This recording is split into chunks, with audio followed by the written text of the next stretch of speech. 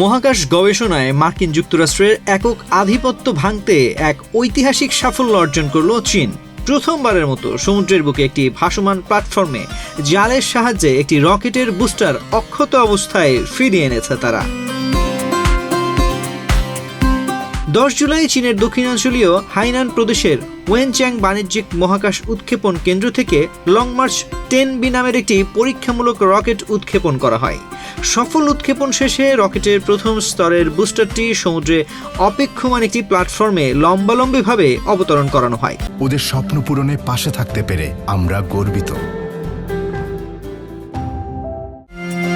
চীনের রাষ্ট্রীয় গণমাধ্যম সিসিটিভির প্রতিবেদন অনুযায়ী রকেটটি উৎক্ষেপণের পর যখন এর বুস্টার এবং উপরের অংশটি আলাদা হয়ে যায়, তার ঠিক 6 মিনিটের মাথায় বুস্টারটি নিচের দিকে নামতে শুরু করে। এরপর অত্যন্ত নিখুঁত নিয়ন্ত্রণে সমুদ্রের মাঝে থাকা একটি বিশেষ রিকভারি প্ল্যাটফর্মে বিছানো জালের উপরে এটি সফলভাবে ল্যান্ড করে।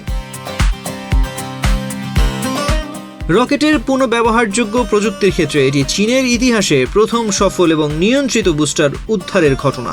ভিডিও চিত্রে দেখা গেছে লং মার্চ 10B রকেটটি প্রচণ্ড গতিতে ধোঁয়া উড়িয়ে আকাশের দিকে ছুটে যাচ্ছে। মহাকাশে রকেটের স্টেজ আলাদা হওয়ার পর প্রথম স্তরের বুস্টারটি ধীরে ধীরে নিচের দিকে নেমে আসে এবং সাগরের বুকে ভাসমান প্ল্যাটফর্মের দিকে এগিয়ে যায়। উৎক্ষেপণের আগে রকেটটি ড্রোন ভিউ এবং প্রকৌশলীদের শেষ মুহূর্তের প্রস্তুতিও ভিডিওতে দেখা যায়। মহাকাশ বিজ্ঞানে বর্তমানে পুনঃব্যবহারযোগ্য রকেটের ক্ষেত্রে মার্কিন প্রতিষ্ঠান স্পেসএক্সের একক দাপট রয়েছে। রকেট পুনর্ব্যবহারের এই নতুন প্রযুক্তি চীনের মহাকাশ অভিযানের খরচ বহুগুণ কমিয়ে আনবে এবং আমেরিকার সেই একচ্ছত্র আধিপত্য চ্যালেঞ্জের মুখে ফেলবে বলে মনে করছেন বিশেষজ্ঞরা। তানজির রহমান, বাংলাদেশ প্রতিদিন।